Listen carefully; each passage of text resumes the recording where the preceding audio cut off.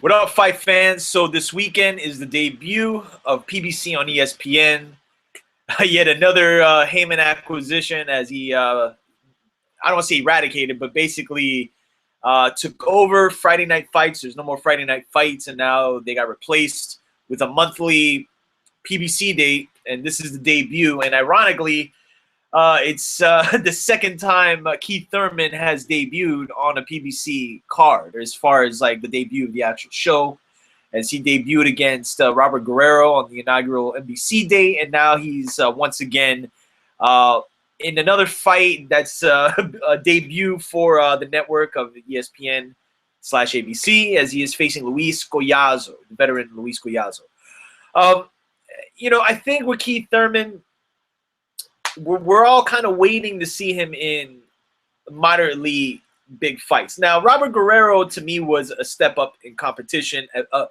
The biggest name he had fought, Guerrero, obviously, fought Floyd Mayweather, and he looked really good in the fight, though there were points where, like I've said before, you kind of raise the eyebrow, like, oh, okay.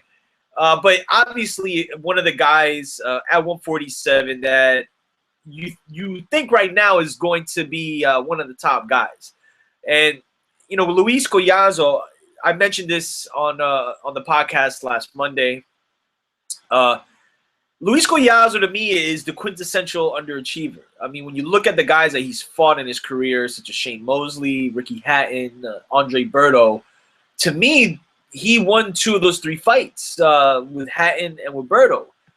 Some would argue it, but, I mean, that's just my opinion. And he's always gotten the short end of the stick, and I picked him to beat Amir Khan.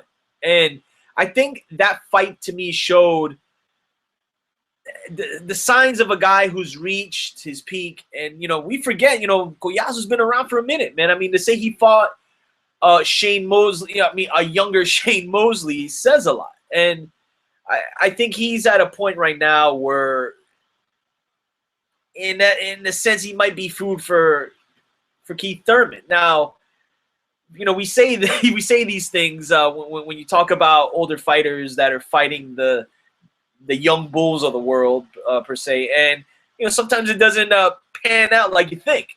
But with Keith Thurman, I think the general consensus with him is, the guy can crack. Little vulnerable on the defensive side, but I don't think Collazo has enough authoritative power to really back Keith Thurman off or to really make him weary. And, he was hurt by Soto Karass, but, Soto Karass he's just a straightforward type of guy that's, going to throw punches. And if you're in the way, they might hurt a little.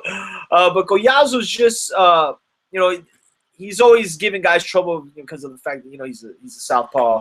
And look, man, he's a good fighter. I think just this fight really does play out for me, the youth versus the veteran, the older veteran. And I think Thurman should get a late stoppage in this fight. And mind you, Collazo got dropped by Amir Khan, who isn't the biggest puncher, or really never was at 140, and I don't think he is at 147. So, like I said, I think it's pretty obvious Keith Thurman has, really good power at 147. I wouldn't say he's probably the hardest puncher. I mean, it's really debatable, man, because, again, we're basing all this on the guys that he's fought right now, But when you think of the Marcos Maidanas of the world, and, I don't even want to throw Khan in there because, I mean, his chin is not one you'd really put up on a pedestal, but like there's guys at 147 that I think could test him. But I think for Collazo, and I like Collazo, I just think, he's at a point right now where, Thurman's going to have a clear advantage in this fight. But I like Thurman in this fight. And like I said, it's the debut of ESPN or PBC on ESPN.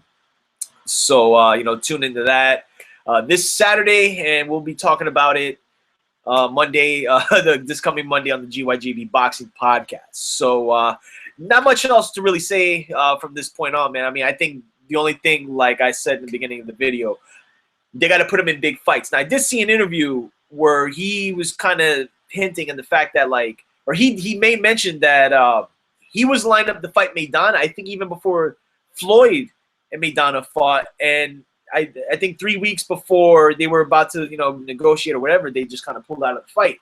So he's on the tip of saying, like, I'm ready to fight all these guys, but, I'm kind of having to navigate through,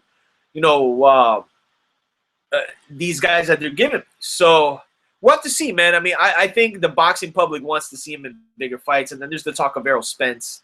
He's kind of, I don't want to say like he's talking like he's ducking the fight, but I think he's kind of at a point where he's like, I've already kind of fought my way through fighting this guy and that guy. I think Errol Spence should do the same. I mean, and I kind of agree with him, but I think, a fight with Sean Porter, Kell Brook, Amir Khan, Marcos Maidana, Danny Garcia's coming up to 147. So, I mean, like, the division's getting stacked again, and it usually happens every, like, 4 or 5 years where it kind of cycles out and a new batch of guys comes in.